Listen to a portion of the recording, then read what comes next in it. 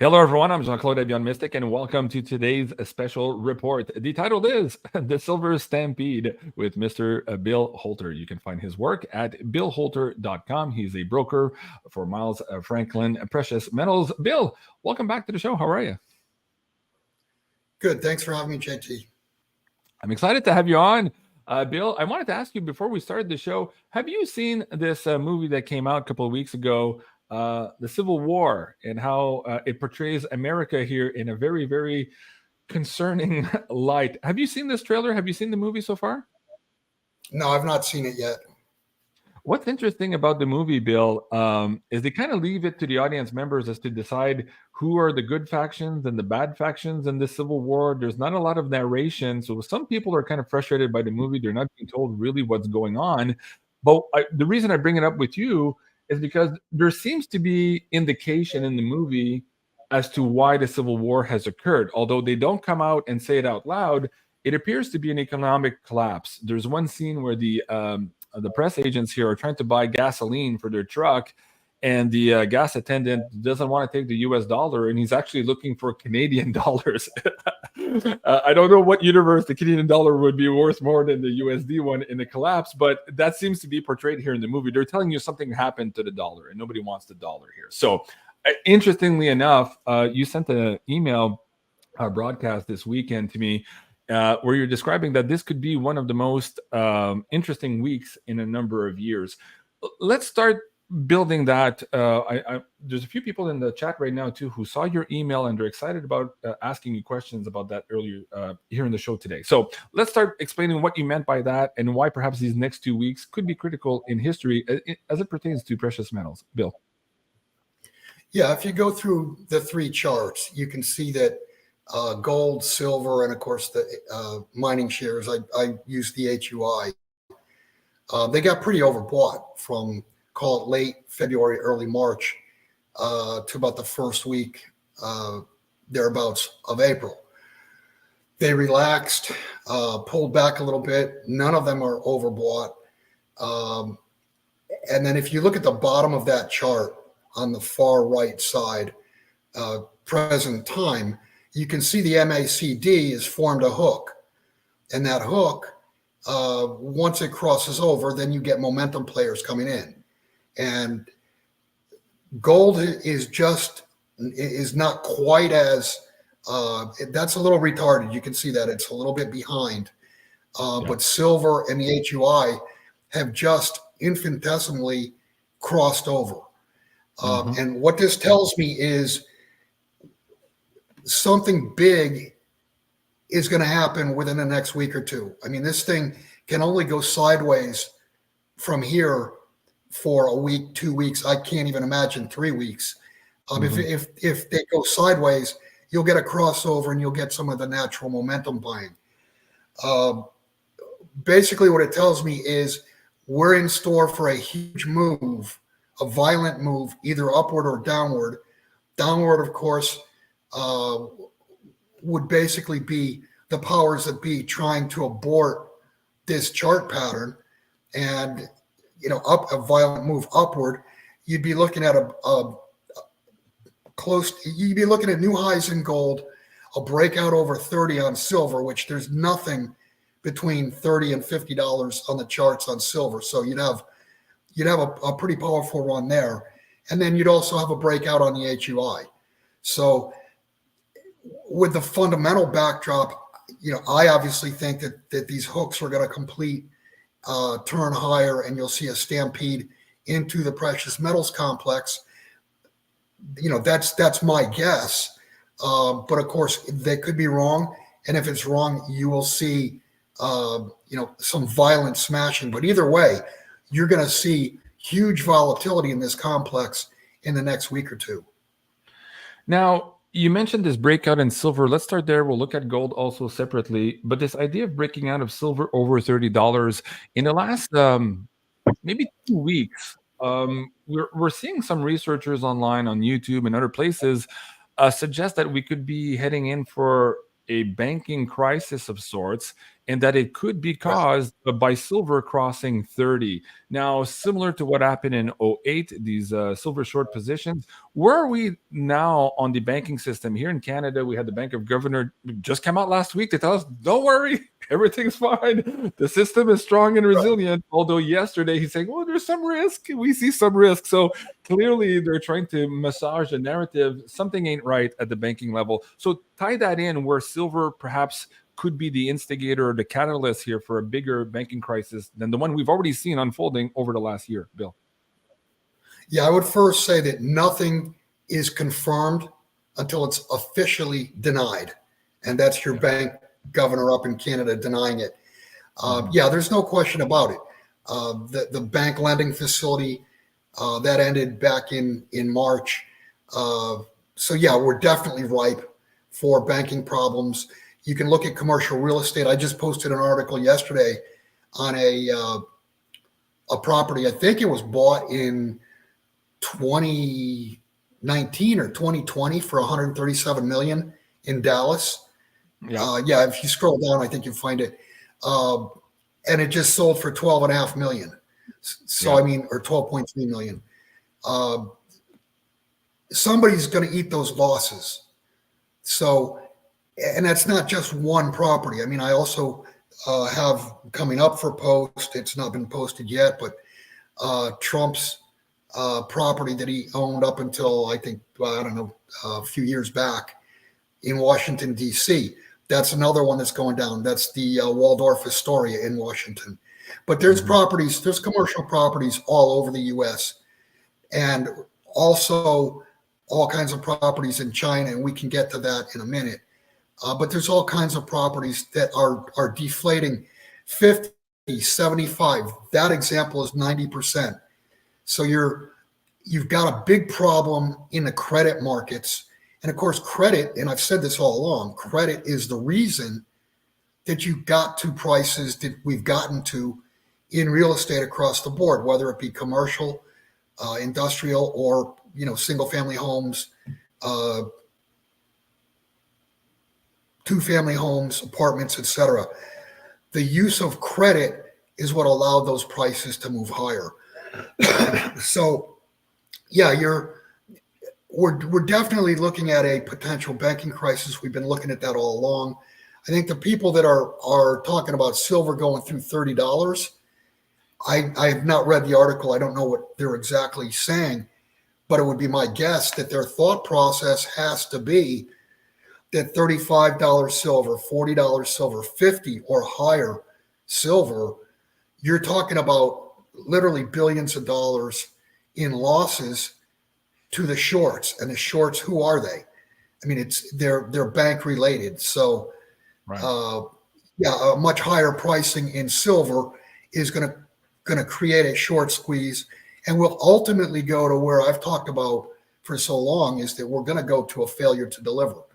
And once we get to a failure to deliver, silver spills over to gold, and gold obviously being the anti-dollar, if you will, that casts poor light on the dollar and thus hampers the ability of the Treasury to borrow at a time that they're borrowing $1 trillion every 100 days now. Right. They were suggesting, I know you haven't read it, but I want to take your take on it, that could be Bank of America would be the first one to see big problems with their short positions if silver could hit over $30. I'm not sure if you know about where they're at in their short positions. Something else that's happening at the same time is we're seeing this fight at the banking level here in Canada. TD Bank now is being prosecuted for basically money laundering for cartels. And I could just imagine the CEO saying, you mother effers, all of you are doing the same thing. All the other banks are, why are you guys picking on me? So there seems to be infighting around the banks because of probably these liquidity issues. And we might be served up with some casualties at the banking level, similar to what we saw in 2008. I want your take on this one here too.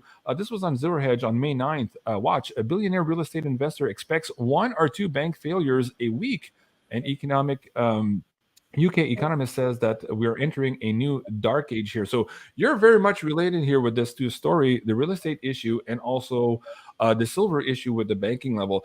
Or do you believe we're close to this, to seeing one, two, three banks a week fail? Are we at that critical juncture now? Because we said at the beginning of the show, first they ridicule the truth, then they vehemently oppose it, and then suddenly we see capitulation. We seem to be edging now towards the capitulation of, Houston, we have a problem. So where are we in tying all of this in the timeline, Bill? Well, yeah, obviously, when you're saying tie this all to the timeline, I think you can look at the charts that I put up, and those are anticipating the timeline. Okay. So yeah, I think it's here and now, and I don't think we're going to have 2 or 3 banks per week failing like we did back in 2007, prior to 2000, the 2008 debacle. I don't think that there's any way we can go 2 weeks, 3 weeks, 4 weeks with a couple or 3 banks a week going under without infecting the more important banks, like you just said, Bank America. And yeah, of course, going over $30 silver, all of their shorts would be underwater. So you'd be their balance sheet would be getting hit. Right. I saw this other article. I spoke to Andy yesterday about it. Most central bank gold buying is unreported, quote unquote, in a stunning new report. Right. What does that tell you? I mean, you've been saying this for years now to the audience members. Follow what the big guys are doing, what the big money is doing. Right. On mainstream news, of course, they're telling us, oh, don't buy the pet rock. It doesn't do anything. It doesn't yield anything. But yet these guys apparently now are buying even more than we thought. And what we knew they were buying in the last couple of months of reporting was staggeringly high and increasingly so over the last number of years. Somebody is front running what's about to happen. Explain why this is making the news also, and why you think this ties into this timing you just showed here with the 3 charts. Yeah, what's interesting, it used to be that gold would trade inversely to interest rates, to U.S. interest rates, real interest rates. And what have we had for the last year and a half? We've had, higher rates up until mid-late last year when they stopped hiking rates. But the point being that characteristic between gold and real yields seems to have been broken. And I think it's been broken because central banks across the world, China, doesn't really care whether the Fed is going to be higher for longer. And I guess I'll get into it now. One of my thought processes is gold and silver are not going higher because of it's added, but they're not going higher based on U.S. inflation or potential inflation and the Fed lowering rates. Yes, obviously that contributes to it. It would contribute to a lower dollar. But if you look at what's going on in China, and it's really since the very end of last year, early this year, their total credit is actually shrinking. And this is the first time since I think 2004 so that's 20 years that total credit in China is shrinking. And after the 2007, 2008 debacle, China levered up and cushioned any deflation with new credit. Now, Right. One other thing that's just recently happened is their money supply is also gone negative. So you're looking at literally a debt monster that had saved the world for 15, 20 years by reflating. They're deflating. And that could be the reason, because real estate has been weak, stocks have been weak in China, and oddly enough, their bonds have been strong. So what that tells me is that you're looking at some type of a deflationary event. And again, I've said this many times. Yeah, gold and silver do well during inflation, but they're unbelievable during deflation.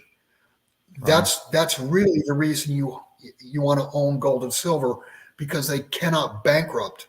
And I think that's why you're seeing the big move by the Chinese into gold, because they know that it can't bankrupt. And then, of course, on the silver side of it, we're watching India buy like they've never bought silver before. So it's a 1-2 punch. China's buying gold, India's buying silver, and I mean not in numbers that you or I recognize as far as doing retail business. They're buying tranches of 25, 50, 100 million plus per trade. Mm-hmm. So that when you talk about the institutional metal, the supplies are extremely tight, and that's not being reflected here in the States or Canada, because the retail's actually been soft. I don't know what your business personally has looked like, but I'm getting less calls, but I'm doing bigger orders. If we were talking a year ago, back in March, April, May, I mean, I was hooked up to the wall with my cell phone because it had no charge. I was getting 20, 30, 40, 50 calls every day. And a lot of those were $5,000, $10,000 orders. Now I'm getting, way less calls, but way bigger orders. Is that a indication of sentiment because the mainstream news has been able again to obfuscate and to pretend that everything's okay and put these rose-colored glasses? Or is that because most people, if you look at this article from Alistair McLeod, who's saying, hey, it's shocking, people are broke, including the $100,000 a year earners. I mean, that's absolutely crazy. But when you look at inflation here in Ottawa, you need two people or a couple at over 170, I think, to even qualify to get a house. So that's absolutely insane. And Bill, you're making 100 grand a year and you can't even buy a house here. So speak about the situation of the customer right now. If you look at the stats this week, also credit card debt, I think, is the highest in 30 years, or perhaps in the history here in the United States also. So talk about the condition maybe of the consumers, whether or not they're able even to think at getting gold and silver, or whether they're doing everything they can on credit now to make ends meet at the end of the month. Right. I think the consumer has definitely hit the wall, and I can see that in some of my orders for years and years and years. I mean, if I took 10 sell orders in a year's time, that was a large number. And here we are the first 4 months of the year, and I bet you I've gotten 15, 18, maybe 20 sell orders from existing clients. And that's basically just to raise cash because, obviously there's a liquidity problem. So yeah, I think absolutely the consumer, the retail market has and is hitting the wall. And I mean, look at McDonald's. Now all of a sudden they're coming out with a $5 meal where a Big Mac right now is like $7. So how are they going to come out with a $5 meal? Yeah, I thought that the other day. I thought it was a meme, but at the same time, it's like, wow, this is really indicative of the time we're in.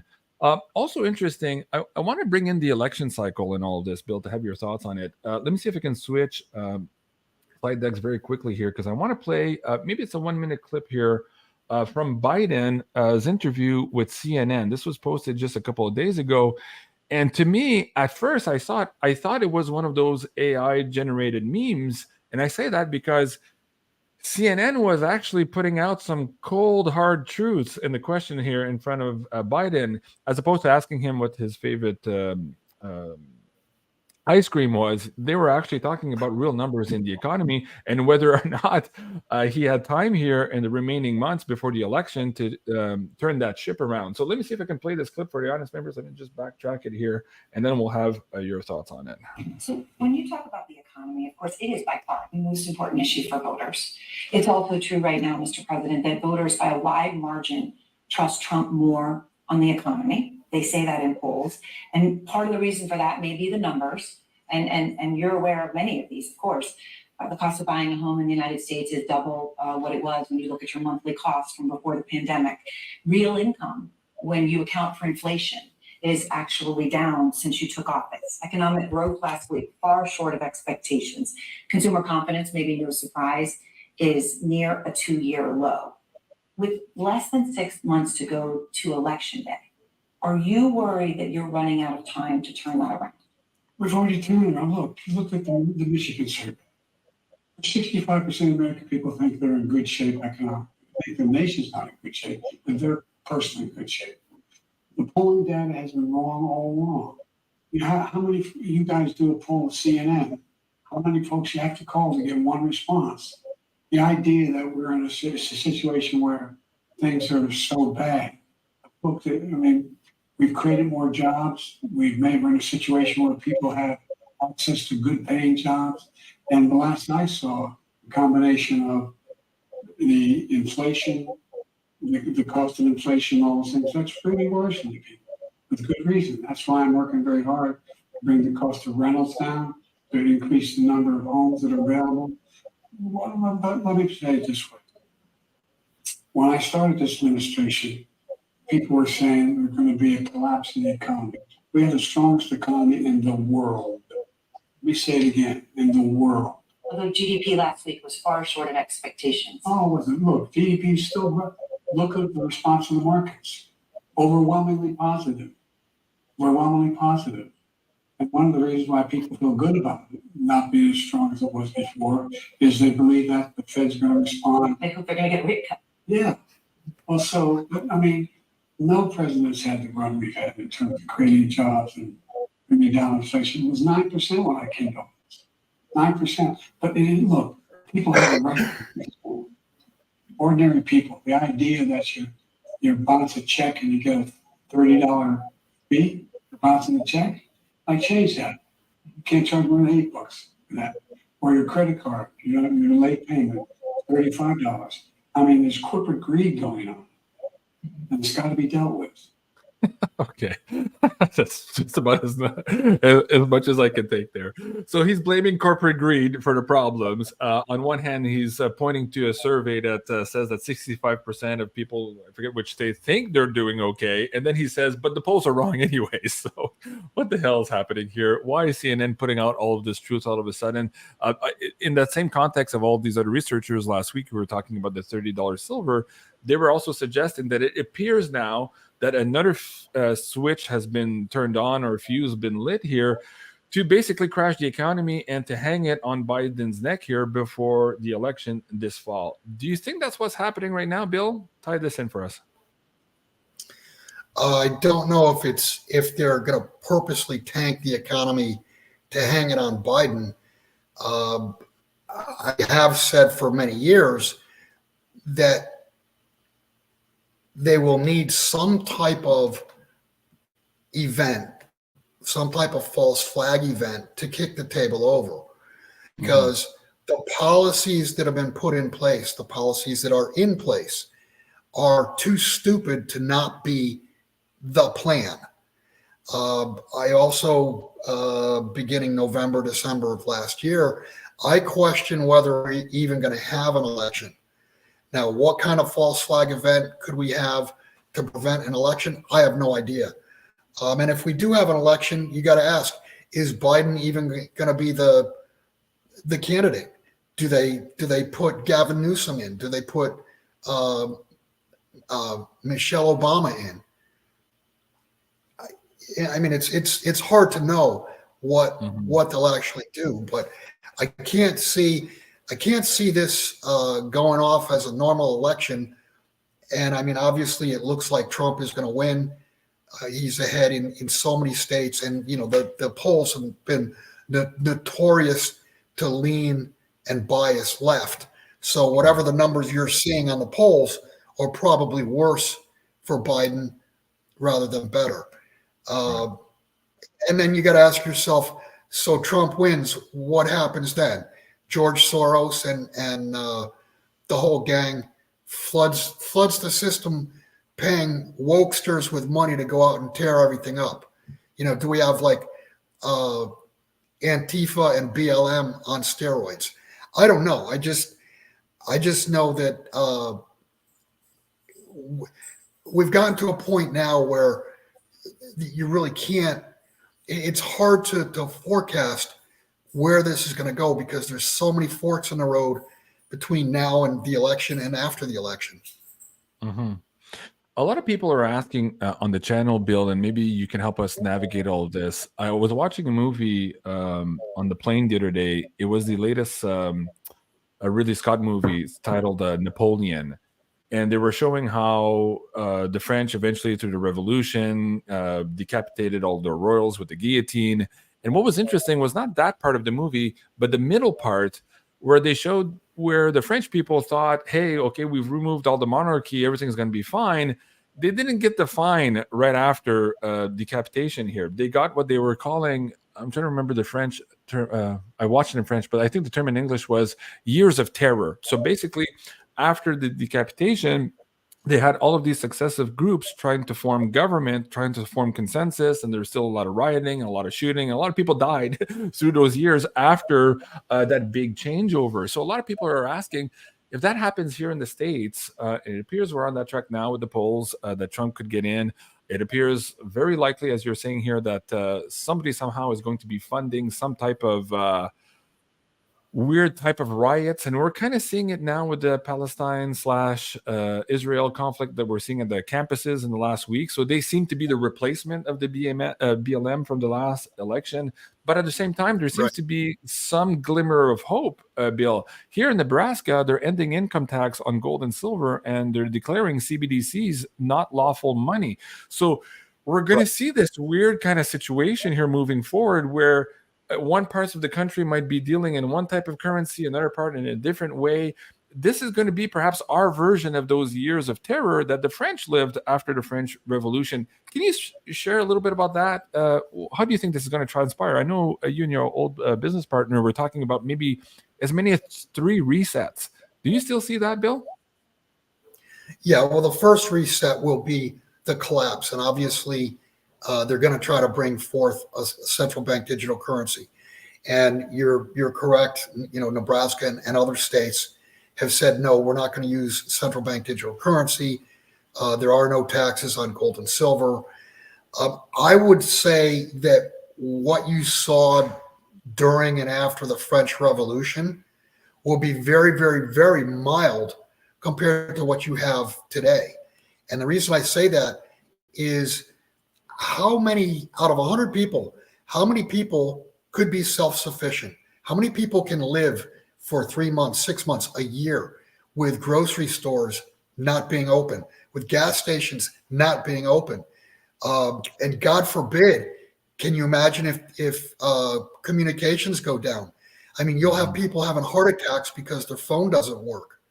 Right. So in a financial breakdown, and I've talked about this till I'm blue in the face. In a financial breakdown, credit is going to become very difficult to get or impossible.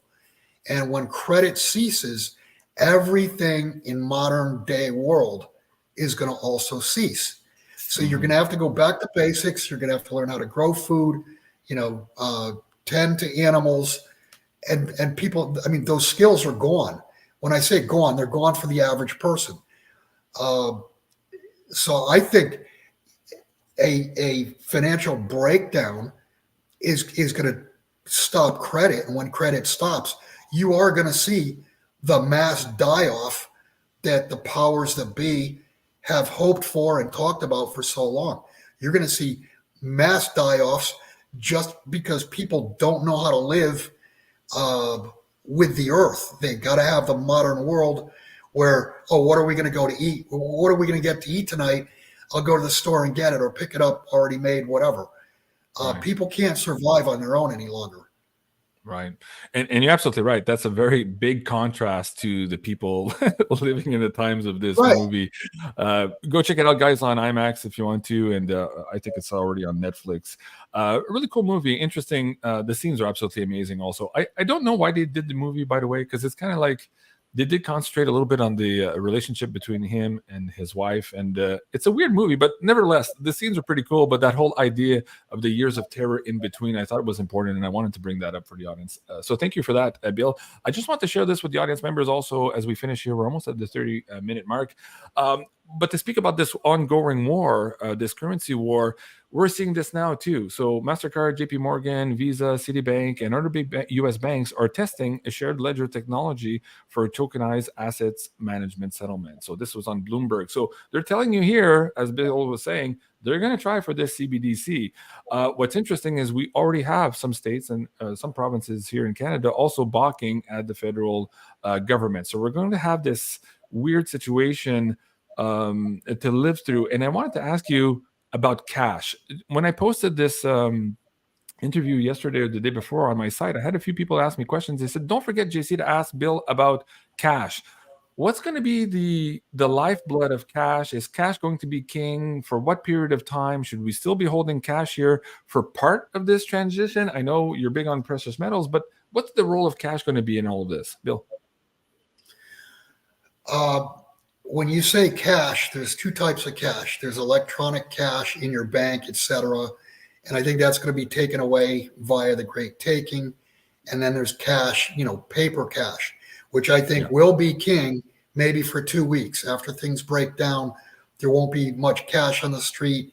If you have cash, you'll be able to spend it. You'll be able to buy stuff, but spend it as fast as you can, because farmers and based people will very quickly say, no, I'm not taking a piece of paper for this dozen eggs or this pig or chicken or whatever. Mm-hmm. So there's two types of cash. One's real cash. I think that'll work for a couple weeks, no more than 4 weeks. And digital cash, electronic cash in your bank, at your broker, etc. That's all going to be part of the Great Taking. When your bank or your broker or your insurance company, when they go down, that cash, your stocks, your bonds, it's on your broker's balance sheet. It's a loan to your bank, and you are last in line as far as the creditors are concerned. So you're going to get none of it. You'll end up losing everything. In my opinion, and I do this personally, I store silver as my bank account. If I have more money than I need to spend in a month, I buy silver with it.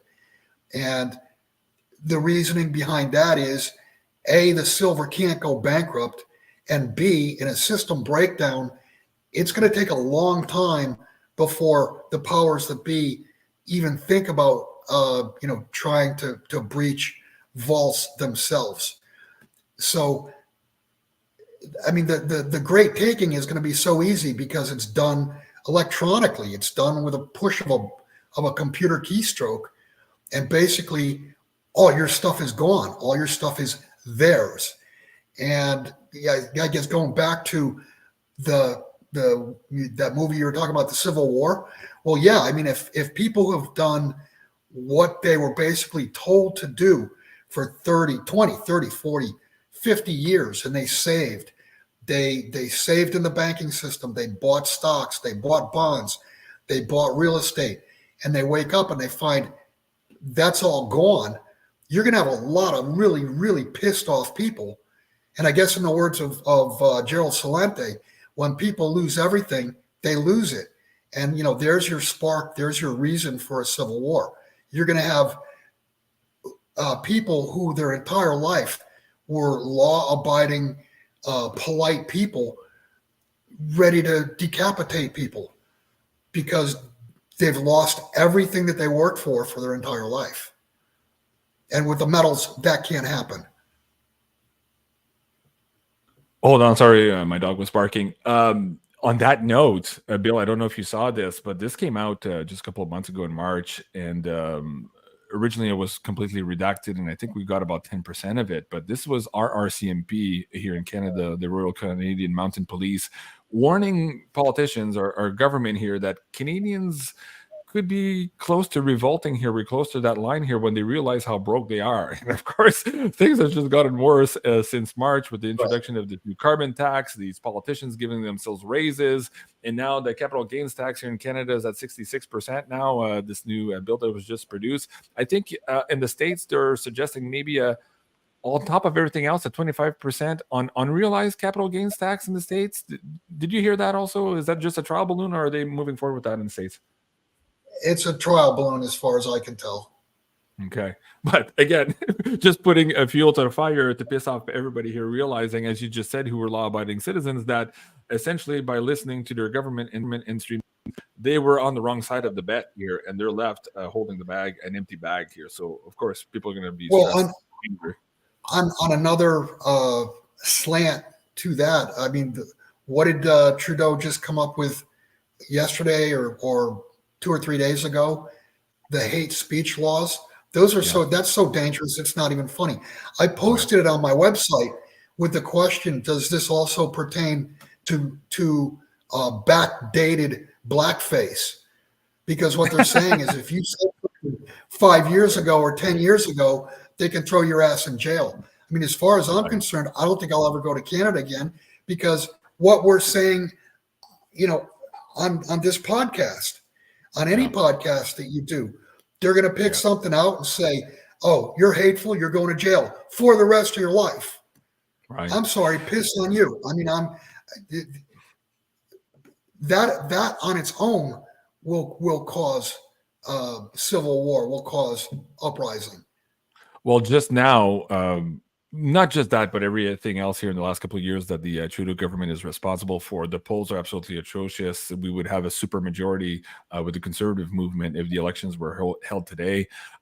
Pierre Poilievre was on the record. This is the leader of the Conservative, the opposition right now. He said last week or last month something to the effect that, kind of like you, what is a hate speech exactly? And for the best that we can tell with the legislation and the way it's being drafted, it's whatever the prime minister doesn't like is becoming hate speech, right? So they can attack you for just about everything. That's why it's important to do these shows and to share this knowledge with everybody, guys. Crazy times in front of us. There was one question at the beginning of the show about what kind of silver to hold. I know you're a fan of constitutional silver, especially in the context of the Civil War movie and trying to barter during these years of transition or these 3 resets that we're talking about. You are, of course, a broker for Miles Franklin. People can reach you here on BillHolter.com. But Bill, what do you recommend for the people who are just now we have way more audience members on Rumble. It's growing, and there's a lot of people leaving the mainstream news to come to these types of shows. And they understand it. They know something's wrong. They want to make the right decision here, but they're a little bit trepidatious as they get into this information and where to start specifically with gold and silver. So what do you recommend for those audience members who are just starting here and are looking perhaps for this safe haven or this insurance policy here as things continue to crumble around the world? What would you recommend to them in terms of gold and silver? Yeah, if you've done nothing at all, you start with silver. And the reason you start with silver is silver will keep you alive. You can barter silver. You can barter gold too, but you're not going to get change back. So you're going to end up extending credit to someone you gave a 1 ounce coin to, and they're going to owe you probably for the rest of their life. With silver in the U.S., you want, hands down, there's no better form of silver ownership than junk silver. That's constitutional, 1964 and earlier dimes and quarters. You want those because they're the smallest denomination. $1.38, so call it 14 ounces. I'm sorry, 14 dimes equals 1 ounce. So you've got 14 transactions versus 1 with a silver eagle, a maple leaf, 1 ounce bar, or what have you. They can't be counterfeited. They are U.S. mint lineage, and that's important because it will be harder for the U.S. And let's talk about gold. It'd be pretty hard for the U.S. to confiscate gold eagles because they don't circulate as coin right now. They actually get sold to you by the mint. So can they really sell you a coin this week and then next week say, but hey, you got to turn it back in? There'd be all kinds of lawsuits. If you want to avoid confiscation altogether in gold, then you go to the pre-1933 Liberties and St. Gaudens. Those are considered collectibles. And there'd be all kinds of lawsuits forever and ever because there's already case law that they're collectibles, they're not bullion, so they can't be confiscated. So what I just talked about was if you're an American. If you're a Canadian, you want to buy Maple Leafs, you want to buy for gold. Or the You wanna buy- 368 junk silver also. Right. But that's difficult to find. I mean, it's findable, but it is much harder to find than pre-64 US silver. Mhm. No, you're absolutely right. And what in terms of the split also? I get this question a lot. People are saying, okay, I'm going to put a little bit of money, allocate some of my savings here, put it out of harm's way, put it in gold and silver. Do I do 50-50? Do I do 80-20? A lot of people are talking about this gold to silver ratio. Some people are suggesting, no, buy silver now. And then once it goes up, get it back into gold. What's your take on that split when you're just starting here again? Yeah, it depends on how much money you're talking about. I would say if you're going to put 50, maybe $100,000 into metal, I would do all silver. And the reason being the ratio right now is 82-1. It takes 82 silver ounces to buy 1 gold ounce, but yet it comes out of the ground at 10-1. So man's ratio is 82, God's ratio is 10. One of them's right, one of them's wrong, and I'm pretty sure man's ratio is wrong. If you're in bigger money right now, let's say you had $1 million and you had the ability to either store or were willing to store at a private non-bank vault, that I'd do at least 70% silver and only 30% gold. And as the ratio comes down, let's say it gets down to 40, 45, silver will have outperformed gold 2-1. At that point, you can start offloading silver, buying gold, and you'll end up with more gold ounces than you would if you just bought it outright, because you'd be buying cheaper gold with more expensive silver. And ultimately, I think you want to be at least, when all is said and done, and it could be 6 months from now, it could be 6 years from now. Ultimately, your best strategy is to have 70% gold, only 30% silver, but because of the ratio and silver being so cheap in relation to gold, now's the time to load up on silver and look to buy cheaper gold with that silver at a later date. Thank you for that. That's really well explained. A lot of people are having trouble understanding that, and I think you've laid it out perfectly. Now, in terms of vaulting, you just said that there was another question in the chat. What does Bill think about vaulting gold or silver? You just mentioned the non-bank, so explain why that's very important, and explain about the allocated, segregated definitions also for the people who might look at that as an option as opposed to holding it in your own possession. Bill. Yeah, if you're going to vault, you don't even really want to vault that will do pooled accounts. You want vaults that only do segregated accounts. Back in 2001, I bought a bunch of maple leafs, stored it in Delaware. In 2006, I left the country and I wanted to get my metal out of the U.S. At the time, I moved it to Switzerland. Well, when it got to Switzerland, they were 2005 maple leafs. They weren't 2001. So it was not my coin. I paid for segregated storage. Obviously, I didn't get segregated storage. So if you're going to if you're going to store at a place that doesn't even offer unallocated or pooled as an option. As far as a private non-bank vault, obviously you don't want, you're doing this to get out of the banking system. So why would you want to store with a bank? Because they're going to consider that part of their balance sheet. Whereas with a private non-bank vault, theoretically, in a world with laws or a rule of law, you'd have to, in order for a federal agent to walk into a vault and say, throw your doors open, we want to see who your customers are, there'd have to be some type of warrant. Whether that's true or not anymore, I don't know. But you want to get as far away from the banks as you can. And if you're going to store, as far away as you can would be with a private non-bank vault. Right. What about last question on that too? People were concerned about, you kind of mentioned the confiscation earlier and some of the lawsuits that can occur in different denominations, but what happens when you're in a vault? Could it be that a country would be so desperate here to reback their system in a reboot or reset of sorts to come and nationalize some of these vaults and maybe even the mines? Like, is that also a risk that you see as maybe even plausible? And if so, at what percentage should we worry about that? Yeah, I think the vaults, they could be nationalized. I don't think that's the route. I think any nationalization will be the ground. It'll be Yeah. mining properties. It'll be mining companies. It's thought right now that North America is the safest jurisdiction. And in my mind, it may be the most risky jurisdiction. Yeah. Because with a stroke of a pen, they nationalize all the mines across the U.S., all the mines across Canada, and then all of a sudden, North America is going to be, obviously the production would slow down because government screws everything up that they touch or even look at, but they'd still have production, and that production theoretically would be going to the central bank and treasuries Right. as a way to combat the gold, silver, et cetera, that's been already accumulated by China, Russia, India, et cetera. Right.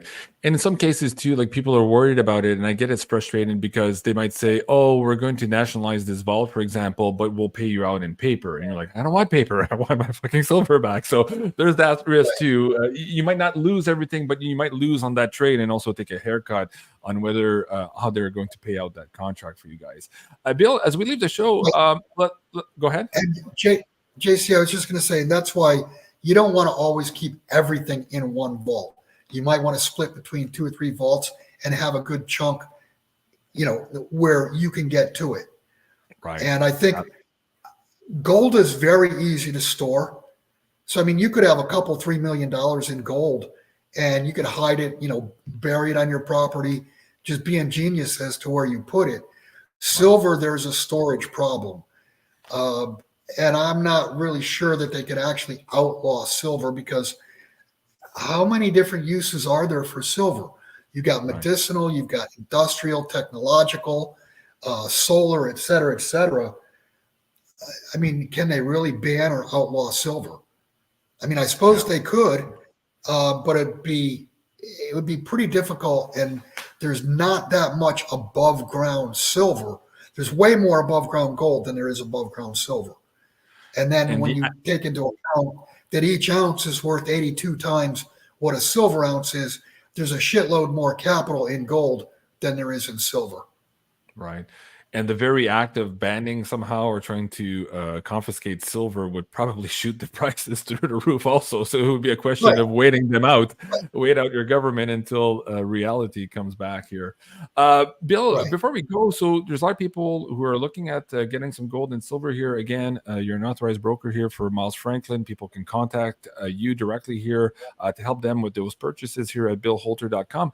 Talk about the premiums right now, why they're low, why perhaps that could change rapidly here in the circumstances of the world, and why people can take advantage of that here, and how they can go through the process here of ordering with you at billholter.com.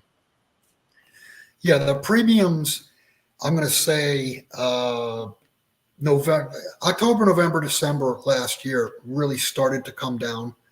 And the premiums across the board are pretty much as low as I've seen in 10 years, with the exception of Silver Eagles. And that's a function of the mint is not producing the amount of Silver Eagles that they're not satisfying demand. Right. So the premiums have come down because the small retail buyer, I think money is drying up on them, and the dealers are seeing that, and they're lowering their premiums. They don't want to hold high premium inventory, because if the premiums, do go further down, they take a haircut on it. So the dealers, the wholesalers, lower the premiums just in response to lesser demand from retail, even though there's way more demand when you're talking institutional money, when you're talking, $25, $50, $100 million trades. Mm-hmm. Very good. And Bill, also for the people who are trying to maybe read up, understand a little bit more what's happening, you've been a prolific writer yourself. You've got a lot of content here on billholter.com. Why should people subscribe to billholter.com here? What's in it for them here in terms of their educational process, going backwards in time as to how we got to where we are now, but also as you continue to write here so that we can navigate together this future of ours? What can they find here at billholter.com? You say, what's in it for them? Well, first off, it doesn't cost you anything. It's free. And, sometimes you get advice that's all messed up, shitty advice, and that's free. I've been doing this now for 15, almost 20 years. And I mean, I was a stockbroker before that. If you read my website once a day and you just pick up one piece of information, you got information for free. Yeah. There you go, guys. There's no better reason. I wanted to add to that. There's a lot of added value. It's not just the free. It's first of all understanding that you're not crazy. People need to find other sources of reality. But I was crazy. I used to be crazy. Yes, I was a stark raving mad lunatic in 2015, 16, 17. I used the term Civil War. I used the term Mad Max. Yeah. Now you got CNN, Fox, NBC, ABC. They're saying the shit I said 7, 8, 10 years ago. Yeah. So I guess I'm not crazy anymore. Maybe I was right. We might still be crazy, but it doesn't mean we're wrong. I love you. Thank you so much, Bill, for being here. Lots of great comments. Thank you, everyone, for joining the show today. Please do go and subscribe here for free, of course, at billholter.com. And if you're looking for medals, he's the guy to talk to. Can they contact you through a form here? Do you have a specific email for the people who want to buy silver with you? How do they do that, Bill, before we go? Yeah, if you go to my website and you scroll down just on the right-hand side of the page, my email address, bholter at bholter@proton.me. Yeah, there it is. Yeah. Okay. Let me bring that into the live chat for the audience members here too, so they can click on it. Contact Bill here. There you go. All right. Thank you so much, Bill. Anything else you want to share with the audience before we go? Anything I forgot to ask you? Maybe what's on your radar right now? Anything else you want to share before we go? I guess on my radar is the ability of the U.S. to continue to borrow. That's what this is all about. Right. We're at that critical time, guys, in our history. And I think as Bill was suggesting in his mass email on the weekend, this could be the most interesting week in many years. So stay tuned for more of this information. Of course, as more breaks out, I'll invite Bill to come back on the show. Bill, you're always welcome. People and I here, of course, appreciate all of your insight and your time. Sharing your expertise with the audience today. Really appreciate it. Bill, thank you so much for being here. And guys, again, go check out Bill at billholter.com and join me at 4 p.m. Eastern today for my next interview on the War Correspondent Report. You'll find that here on Rumble as well. I'm Jean-Claude Bill Missick. I love you guys. Have a great day, and we'll see you soon.